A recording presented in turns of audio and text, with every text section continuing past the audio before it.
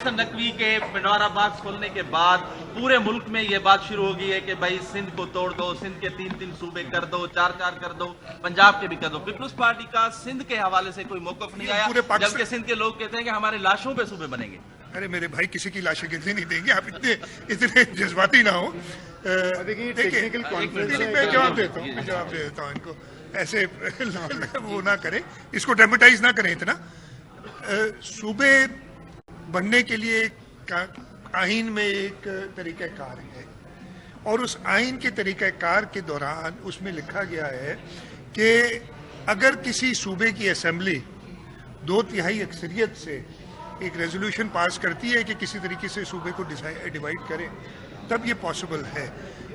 सूबा सिंध की असेंबली एक बार नहीं कई बार, मुझे नंबर तो याद नहीं, लेकिन कई बार यूनानिमसली यानी 100% लोगों ने किसी भी नए सूबे को सूबा सिंध में बनाने की मुखालफत की। तो अगर इस पे कोई चेंज कभी आई, जो कि मैं नहीं देख रहा, तो फिर तो बात कर सकते हैं इस पे।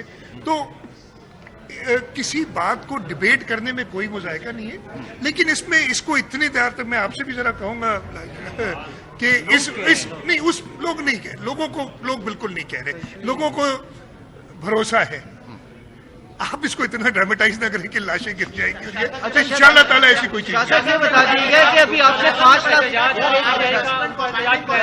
लेकिन आप लोगों ने फिर बंद कर दी, क्या पीछे कलम जमात है या देखिए, ऐसी बात मेरी बात सुने, एहतजाज का सबको हक है, लेकिन उस एहतजाज से आप ही ने रिपोर्ट किया था, मेरा ख्याल मीडिया ने सारा, कि हुकूमत सिंध के ऊपर के जी सारे ट्रैफिक जैम हो गई है, पूरा शहर बंद हो गया।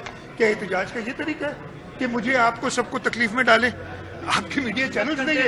एक सेकंड। तो अगर आप ऐसी कोशिश करेंगे कि आप ट्रैफिक को ब्लॉक करें, तो उसकी जरूर कोई तैयारियां करनी पड़ेंगी ना। तो यहाँ तो मीडिया फिर ये ना कहा करे कि जी पूरे ट्रैफिक जैम हो गई, सब परेशानी में। ऐसा नहीं है। हमारे यहाँ एहतजाज के लिए और जमहूरी तरीके से एहतजाज के लिए एक तरीक़ाकार है। उस तरीक़ाकार में आपने इंतज़ामिया की इजाज़त लेनी होती है। उस इंतज़ामिया की इजाज़त लेके आप ज़रूर जमहूरी तरीके से एहतजाज करें। उसके लिए ये भी हमने कहा हुआ कि किसी भी तरीके से ट्रैफिक के फ्लो में कोई रुकावट ना हो। ये सारी चीज़ें अगर आप पूरी करते हैं तो हर एक को एहतजाज का। अच्छा शाह साहब, ये फरमा दीजिएगा कि अभी कल जो काबीना में कल काबीना में 5 लाख टन गंदम की जो आपकी अप्रूवल हुई है, उसका कोई आपने बजट एलोकेट किया है? कितना हमें बोरो करना पड़ेगा बैंक से, कुछ इस तरह का? देखिए, मेरी बात सुने, हमने 1 मिलियन टन प्रोक्योर करने के लिए गंदम प्रोविजन रखी हुई थी। हम वही एक स्टेट ट्रेडिंग होती है जहाँ पे हम बैंक से बोरो करते हैं, फिर उस गंदम को बाद में सेल करके वो लोन जो पूरा करते हैं। ऑब्वियसली जो लोन की कॉस्ट है कुछ बिल्टअप करते हैं और कुछ सब्सिडाइज करती है हुकूमत।